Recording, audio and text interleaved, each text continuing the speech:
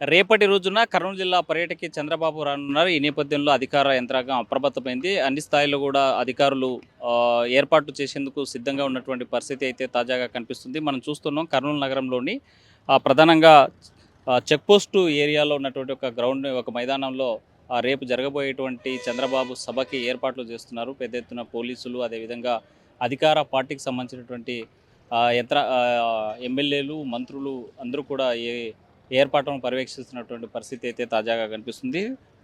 రేపు ఉదయం 11:25 కర్నూలు విమానాశ్రయానికి చేరుకున్నటువంటి చంద్రబాబు నాయుడు 10 నిమిషాలు ప్రజాప్రతినిధులతో అక్కడే మాట్లాడతారు ఓర్వకల్ విమానాశ్రయంలో.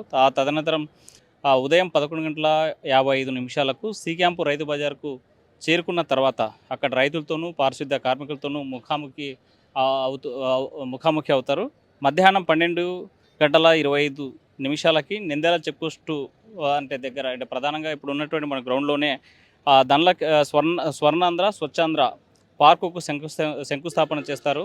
1 గంటకు ప్రజా వేదికలో ప్రజలను ఉద్దేశించి మాట్లాడతారు. రాష్ట్ర యొక్క భవిష్యత్తు మీద, రాష్ట్రంలో జరిగేటువంటి అభివృద్ధి కార్యక్రమాల మీద ఈ వేదికలో మాట్లాడేటువంటి అవకాశాలు స్పష్టంగా కనిపిస్తున్నాయి. మధ్యాహ్నం 2 నుంచి 3:30 గంటల వరకు నగర ప్రజలతో, కర్నూలులో ఉన్నటువంటి ప్రజలతో ముఖాముఖి కార్యక్రమం ఏర్పాటు చేస్తారు. పకడ్బందీగా అన్ని రకాల ఏర్పాట్లు చేసినటువంటి పరిస్థితి అయితే స్పష్టంగా కనిపిస్తుంది. రేపటి రోజున చంద్రబాబు నాయుడు వస్తున్నటువంటి నేపథ్యంలో ముఖ్యమంత్రి ఏర్పాట్లకు భారీ బందోబస్తు ఏర్పాటు చేశారు పోలీసులు. సుమారుగా ఈ బందోబస్తు కార్యక్రమంలో 1700 మంది పోలీసులు బందోబస్తు నిర్వహిస్తున్నట్టు మనకు ఇప్పటికే పోలీస్ శాఖ ప్రెస్ రిలీజ్ కూడా చేసినటువంటి పరిస్థితి ఉంది. పోలీసులు అప్రమత్తంగా ఉండాలి, ఎక్కడికెక్కడ అవాంఛనీయ సంఘటనలు జరగకుండా ఉండేందుకు చర్యలు తీసుకోవాలని సూచించినటువంటి పరిస్థితి. ఇప్పుడు బహిరంగ సభలో మాట్లాడేటువంటి ప్రాంగణానికి చేరుకున్నారు. వాళ్ళ యొక్క డ్యూటీలను ఎక్కడికెక్కడ ఎక్కడ బందోబస్తు నిర్వహించాలనేటువంటి